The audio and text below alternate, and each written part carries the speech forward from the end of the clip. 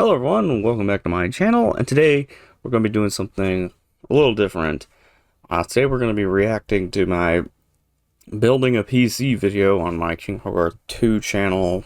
Originally it was called King Hogarth Builds. So that's what we're going to be doing today, and we're going to be talking about the mistakes in this video and maybe some more like behind the scenes stuff of what happened during this video. But anyway, let's get started by clicking play. Hello everyone, welcome back to King Hogarth Builds. Yeah, the audio for this video is going to be terrible. And this is before I had my lav mic, Rode lav mic. This is the audio straight off the camera I'm using, so it's pretty rough. We have here an AMD Ryzen 9 5000 series processor. In particular, this is the Ryzen 9. So, a little bit of background of what's going on here. So, this is my 4th ever build, and up to this point, I had only used Intel CPUs because I was always told Intel is better than AMD, and so I decided let's go for an AMD build this time. And I had no idea what any of the numbers or the naming schemes that AMD had. Now I understand it now, but back then was just like, no, you just don't know anything. I just didn't know anything. I had not realized that this was like one of the top tier Ryzen processors for the 5000 series. It's right underneath the 5950X, which is I think a 1632 thread processor. Maybe I don't remember if it can go up to so they're 4.9 or 5 gigahertz. I was just told by the kind folks at Micro Center this would be perfectly fine for an editing rig, so that's why I chose it. Not as powerful as my white one, but it's actually... The white one I'm referring to is what I refer to as my Vegas PC, because I bought the parts at Vegas at a now defunct PC parts store. That one has an i9 in it, specifically the 9900K. So it's the 9th generation i9. That one had 5 gigahertz max core clock, though I never got it to run that high.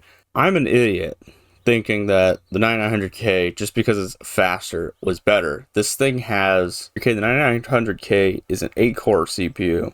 This one is a 12-core CPU. So it is better than the 9900K. If you want to look up the specs of the 9900K and compare it to the 5900X, you can go do that. I don't know what I was thinking. I just think, oh, it has a smaller number here, so it's obviously weaker, but, like, no, it's not. This is actually my first AMD build, so if I mess up, well, we don't know why. So, let's go on to the motherboard. For our motherboard, The motherboard. Okay, so, I hate this board so much. It's caused me so many problems. we have an Asus ROG Strix B550F gaming Wi-Fi 2. It is Windows 11 ready, and then of course talks about the RGB and stuff, which I personally do not like RGB, especially. You will learn to love it. For some reason the RGB stays on when it's off, so it's a little bit. I will learn how to fix that like a few years later. For our back panel we have 2 USB Gen 2s. Not actually sure where those are. It would be somewhere. Okay, this part is a part that I'm probably just going to skip through. Basically, if you want to watch the original video, I'll have it linked in the description. It's also the only video that's available on my King Hogarth 2 channel, because I delisted the others, because I was going to turn to a gaming channel, but never did. I basically go back and forth between this picture and the next, so we're just going to skip through it. If anything comes up, I'll mention it, but yeah, we're probably going to skip through this part. We have one USB Type A and a USB Type C, which we get to see right there, if it'll focus. So throughout this entire thing, I'm reading the USB things wrong. I don't know why I read them like this. It just doesn't make any sense to me. Has some BIOS button. I'm not sure what that does. So the BIOS flashback button, for those who don't know, is I think it's an ASUS specific feature that allows you to flash the BIOS without having the computer on or something like that. I think it has something to do with it. I think as long as it has motherboard power, you can flash the BIOS if need be by plugging a USB stick with the BIOS on it into the USB port that says BIOS, and then you push the button and then it's supposed to flash it. I've heard it works, but also heard it's bricked a lot of motherboards, so I guess be careful when you do that. But that's what it does. DisplayPort and HDMI. Okay, the DisplayPort and HDMI is kind of funny to me. I think it's only there because of the Ryzen 4000 series, the 4000G series CPUs, because this CPU that we're using in this build of 5900X doesn't have integrated graphics. So these ports kind of make no sense. I mean, maybe there's some use for them outside of graphics, which would be kind of weird, but these are completely useless with this particular build. This is 32 gigs total. Each of them are 16 gig. It says fill focus. 16 gig times 2, which is talking about those things. A total of 32. This is DDR4. Hold up. I spent how much money on this thing? Does this say 211 bucks? 16 gig. I have a 32 gig kit of DDR5 RAM, 6000 megahertz in my current system, and it was $92 for that. Memory prices were all over the place, weren't they? Goodness, $211. No wonder why this thing became the most expensive system. Also, the 32 gigs I rarely used during the time period I was using this. 100. I'm gonna say it, the cinematography here is absolutely amazing. This is what directors strive to have, okay? You know, they strive to have this amazing, how wonderful cinematography. 100 megahertz. That's the speed that this is at. Details. Oh, by the way, at this point in my time knowing computers, I did not know about RAM overclocking. Yeah, these things are actually faster, for those who don't know, than the normal SATA drive ones. The ones that have the cables that plug in like the normal hard drive. These are faster because they're right directly on the motherboard rather than going through a cable, and I think they're closer to the RAM or something like that. And it's just the way the pins and everything are set up. It has a lot more pins for data transfer. It's not just the pins, pal. It's also the fact that it's PCI Express. I don't know if this is a 3.0 or a 4.0 drive. I think it might have been a 3.0 drive, but I'm using a 4.0 board. Okay, the graphics card. Fun little fact about this graphics card.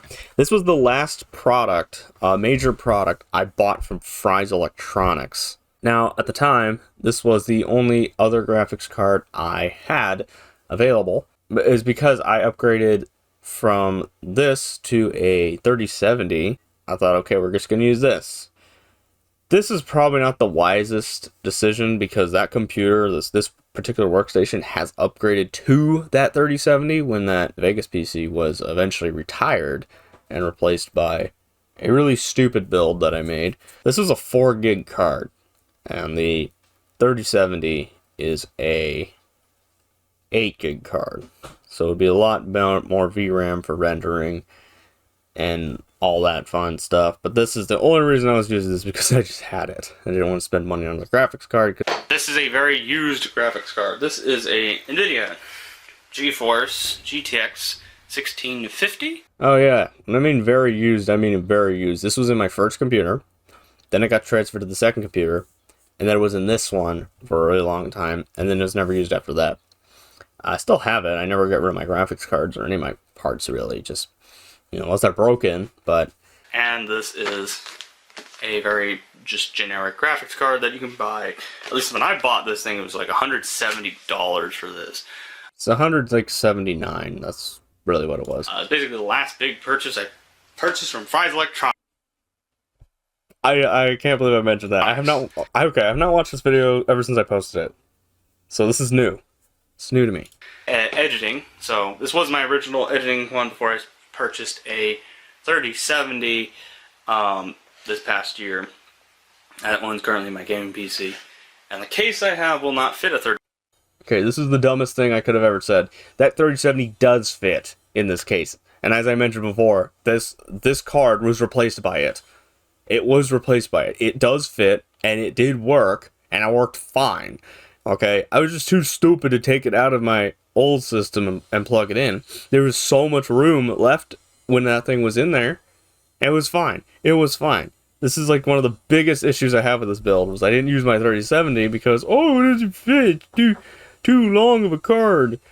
And then of course I get a 4080 like this past year, and it fits in the case fine. Well, barely. It scrapes against the front of it, but it still fits.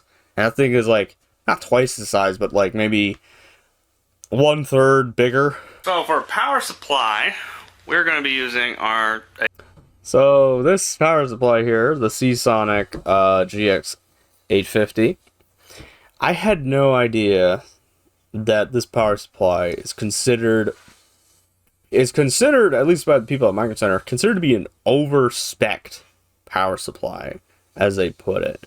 Basically, it means it could handle a lot more abuse than normal. I did not know that Seasonic was considered to be a good power supply brand at the time. And by the way, this is the only existing component from this build that I'm still using in my new system. The rest is all new components, just the power supply, and it has worked very well to this very day. This is my first product of theirs, but everyone at Micro Center says that this is a good power supply. And it's, you know, it should fit into the thing. And I even asked them again. So at this point, I had no idea power supplies also had form factors. So that's why I'm like, oh, it may or may not fit or whatever. Which, I mean, I guess because they don't really advertise, oh, this is an ATX power supply or something like that. I don't know. I find myself really dumb in this video. Oh, yeah. This thing, it's pretty heavy, so it seems to have all the cords and cables I need, so we'll just be using this. Power supplies I'm not familiar too much, except this is the highest power supply. Not true. My EVGA power supply I have in the Vegas PC is an 850 watt. I thought it was a 750, but no, it's an 850 watt. So last thing we'll be talking about, well, I mean, not really last thing, but okay, the Kraken. Okay, so I'm gonna talk about the cooler here. If you watch the video, you know where this is going. This cooler was too big. So this video, like usually when I build PCs, I like to do it within 1 day, but not this build. This build was 2 weeks because I had work. This was on my day off during the middle of the week. I didn't want to drive out to Micro Center because where I live, and it's pretty far. It's like an hour drive or so to get. So I didn't want to drive out and get another one. While I will say, the people at Micro Center typically know what they're talking about. They typically know what components fit into what cases. However, this was one of those cases, not the computer case, but one of those scenarios or times that a Micro Center employee messed up a little bit. The Micro Center employee recommended this for the case. However, it cannot fit a 360 rad in the case. It can only fit up to a 280 rad. So I actually had to go back to Micro Center. I do explain it in the video. I've had decent performance with my other one. I'm not actually sure. I also call this my Achilles heel. Not sure exactly anything. I don't know much about coolers either. So. Oh, how innocent you were. I have gotten to the point where I know too much about them now. Because you're gonna have to know. You're gonna have to know, pal. You're gonna learn the hard way. I mean, if these fit into the case well. Don't have to cut any cords, cables, or anything. Ran fine. Oh yeah, another thing is, I had no idea that coolers were also standardized. AIOs and everything really is just all standardized. For some reason, I just didn't realize that. Alright, so here's our case. This case here, I don't know how much actually got into the final cut of the video, but I badmouthed this thing a lot. I just was like, oh, I hate this case so much. But as time went on, having to rewire it, having to install new components, having to just work around it, I would say this case is actually almost 100% perfect. Okay, maybe not 100, maybe I'd say about 80% perfect. There's one thing that really grinds my gears about it. I'll maybe talk about it some other time. But I was like, this case is stupid, but then after using it, it's gotten better. And Lee and Lee as a brand, I don't hate it. I don't hate them. I actually kind of like the products they make. They're pretty good. This is I think a Lee and Lee 011 Air Mini. 011, and not I 0. really don't know much about this case. It was Oh, you're just about to there. know. I didn't really pick it out, but here it is. How much my face? It's also my can you first actually black PC. My other one's white. Oh, you got a glimpse of The my other one's face. gray. So you can see it has 2 USB, power switch, 3.5 millimeter audio jack, USB Type C, which I can't actually use because my motherboard doesn't support it. So, I mean, it has one on the back, and I don't have any peripherals that use that, so we don't have to worry about it too much. So I will be regretting this decision for the life of this system, because it was more convenient to use that port than the one on the back, and I only had one on the back. And I really should have gone for the next tier up board, whatever the next tier up is. It was one of those, and I think it had USB-C on it. It was like only like $50 more that on that day, like $50 more. I should have just spent it and used that. Oh yeah, and then this. Oh gosh, this is where the fun begins. The critiquing begins. So I don't know when I will mention this right here, this is in a anti-static wristband, and I have it attached to the case, which is wrong. I'm not grounding myself at all. This does nothing to help prevent static shock on any of the components. I didn't learn about this until way later. So there's a video out there by the channel Gamers Nexus. They talk about the how to properly use this wristband. You should probably watch that, because I am the last person you should be asking about how to properly use these. And nowadays, I don't even wear one. I haven't been wearing one for the past few builds. If you are more comfortable using one of these, use one, but use them properly. Like I said, there's a video on Gamers Nexus that talks about how to use these. So if you want to search that up, you can. It's a pretty good video, gets in all the nitty gritty, as Gamers Nexus does. But yeah, this is not proper, and there's a lot of not proper stuff in this video. Okay, so this is another dumb thing I was told a while ago, and I had done this for years until wised up and was like, oh, I should probably put the CPU, RAM, and cooler if I need to, put it all together while it's out of the system before putting it into the system. I do this backwards, and I don't recommend doing it. Screws are from Case. Case comes with screws. I'll read the instructions real quick on that. I'm gonna give you a little bit of a nice tip here. Read your instructions. I want to say 3 sets of instructions you should read. That is your motherboard manual, cooler manual, and your case manual. All of those should be read before you start building. We have screwdrivers now. The little screwdriver here can fit this. I'd recommend, if you're going to be building a PC, get a screwdriver with a magnet in it, because you'll definitely see. Normally, with screws like this, I would be putting a magnet or something on it, but gosh. Oh, come on, you. Go! Where'd it go? Oh, this part. The struggle. Shake it out. Hopefully it didn't break anything, because I was shaking that thing a little bit too much. So that's another thing I'm going to mention. Test your parts before building. Plug the CPU in, plug the RAM in, plug the power supply in, all of it, get it all set up. Make sure it boots, make sure it posts, and you should be good. And just kind of have it sitting out on the table As long as there's no metal underneath the board, nothing conductive, should be fine. Not going to short anything. But yeah, test your components. Now that's something Intel doesn't have. Pins. It's really hard to tell, but there's pins on that. That's different than Intel. Intel doesn't have pins. This thing also has a lot of weight behind it.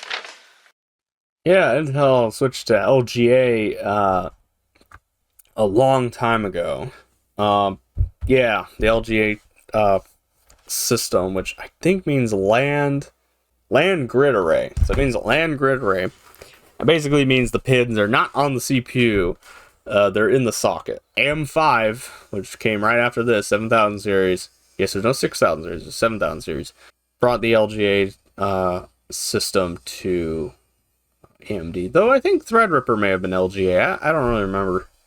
Okay, so we had a little bit of an issue with the cooler. The cooler was too big. And I didn't realize that until I put it in there. So we actually got to go all the way back to Tustin and pick up the new cooler. So this is actually... Yeah, if you want to dox me, that's... If you want to dox me, yes, I'm in California. So that's California, the Tustin Micro Center, the famous Tustin Micro Center. Yeah, that's my local Micro Center. It might look a little bit the same. It's a NZXT Kraken X53, not the... Okay, so this is another component that I do actually, in hindsight, not really too happy with me getting. I should have gone not for the 240 millimeter radiator. I should have gone for the 280 for the CPU I was using. Yes, this was sufficient, but putting any kind of heavy load on the 5900X, at least with how I had it set up, it would get a little toasty. Get into the kind of the high 80s, low 90s. Probably have to feed it around the fan. I'm gonna say we feed it around the fan.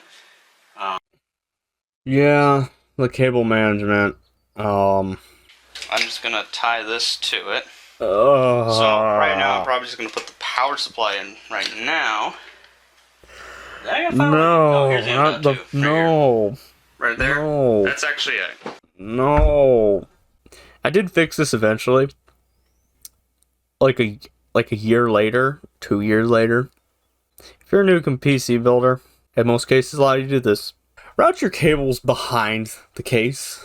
There is a reason why they have a back panel that comes off and usually has a lot of holes that you can fish cables through. And there's like usually a hole in the bottom, because there is a hole in the bottom in this case that you can go like loop around in there. This is an embarrassment to me, and I'm cringing at myself 2 years ago. So this should just be taken as not education on how to build a PC. It should be taken as how not to at this point. There are two types of power supply unit. One's like this, which you can choose what cables you want, and then there's the older type, which you can't. So, and these are all the cables. There's a third. There's a third unsung hero for budget builds that aren't garbage. That's the semi-modular power supply. It will usually have typically the CPU power and the motherboard power permanently mounted to the power supply, and all the other cables are separate. Until the computer's absolutely finished. Those are supposed to be captive, by the way. What the heck happened here? Fan out? At least I put the power supply in correctly. Fan out is blowing directly out, yes. Okay. And the whole it's actually pulling the air. It's actually pulling air in. This configuration is the inlet and the holes in the back of the outlet. There's absolutely no way you can mess this up. What are these? These are the front panel cables. Remove the Derbauer thing. I have to actually take these out. You know, I don't show my face on the channel, but if you want to get a good idea what I look like, just watch this video. This is the front, so actually I can find out which screws are for your PSU. Where is it? Where is it?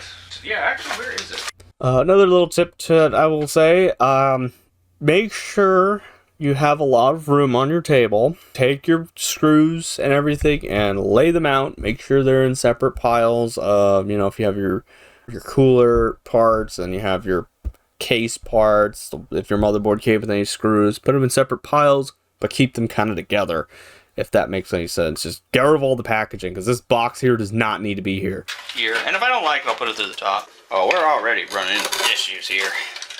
Yeah, because you don't know how to cable manage. This thing should just go You look like an idiot. out like this. Look at this camera angle. I'm guessing it is. And it's Steven 2. Spielberg would be Plugs proud. into 1. No, dummy. Why don't you fish it through the top? No. There are holes up here that I could have routed from the back up to the top. You're stupid. Connecting to power, we need a SATA cable. I don't remember it being this complicated. Yeah, it was. What am I using the USB cable for? Like, why? Look at this. SATA? What? Going off camera for a bit and figure out what's going on here. Okay, we kind of got it in. Okay, so first mistake. I have the fans mounted to the top. I actually don't remember if I have the fans going this way. So the aesthetically pleasing side, which is this is intake typically. Okay, unless the fan is an inverted fan, this is typically the intake, and the side with like kind of the cage side basically goes from this side to there. And I don't know if I have it facing that direction, because if so, all the hot air is going to come in here and basically have to go out through this little fan here. And another problem is where I have the fan cables coming out, they're coming out the front. They should be on the other side so they can plug in to the back easier. And another thing is the tubes should be over here, so it's a little bit cleaner, a little bit nicer to mount. This isn't really physically a problem, but it is it's an annoyance. I really wish I had pictures of this build like completely assembled correctly, but I never took any of those pictures. But I ran into an issue. Similar to my gaming PC, we have an issue with the RAM slots. So before we get any further, I'm going to put these in. And this is why you assemble the board entirely before putting into the case, so you can actually make sure your cooler isn't having any problems. All right, so before somebody goes and talks about it in the comments, I'm going to talk about it. The RAM is not installed correctly. Now, to a normal person, this should look fine, right? Slots 1 and 2 should be used if you're using 2 sticks of RAM, right? No, that's not how it works. When you're doing one of these with the 4 or even more, there's always a different set of configurations for it. In this board's case, pretty much all of them, there's of course some exceptions probably. This board's first and second slots are technically 2 and 4. That's just how it works, and you're not taking advantage of the dual channel mode here. In fact, if I was to boot this computer up at this point, which I do, it's only running in single channel mode only, which I mean has a impact on performance. There's probably some smarter people out there who can explain it better than me. That's just how it is. This is just wrong. Okay, so my fans are orientated slightly correctly. It's currently in a pull configuration. If these fans were on the inside of the case with the radiator up here, that would have been a push configuration. This is a pull configuration. From what I've seen in videos of other people who have done way over the top testing, this isn't really a problem. This isn't bad, though I usually like using a push configuration, but this isn't actually bad. Solid state drive goes in last. No, the solid state drive does not go in last. It's one of the first components you shove in here before putting the board into the case. I hate this project. Yeah, I hate this project too, because it's an embarrassment. Get our thermal paste out. I usually put a really tiny amount, but I'm going to try to do a little bit more on this one. And you squish it down, pull it off, and you spill tons of this stuff all over the place. Shoot. Help. Yeah, it's probably not too dangerous. It is not dangerous. Thermal paste, at least the silicon-based thermal paste, is non-conductive. if you have stuff with metal in it, it is conductive, and if you do get it on the components, make sure you really clean those off because it could short. And I eventually learned I'm supposed to use alcohol instead of water. I think the water probably would have made it worse because I do use water to clean it off. This card probably will not fit because, you know, cables. The cables. Yes, the cables that I didn't manage. You have a lot more to learn, young Hogarth. I hate this cooler. Well, we can You'll rotate learn to these? love this cooler. Oh. The moment of truth. We're going to turn on the power switch. If I can find it. That glowing is a good sign. Push the power button. All seems well. So there's also something I want to mention is the NZXT cooler. It's supposed to be an infinity mirror, and it's not turning on because that USB cable I showed earlier when I was talking about the cooler, I never plugged that in, and I just found it sitting one day, and I'm like, oh, this goes to the cooler, doesn't it? So there is my computer build, and that's probably most of the issues with this build. Probably more that I didn't mention because I don't remember the build entirely. Eventually, I will say the build did get better. I reassembled it several times.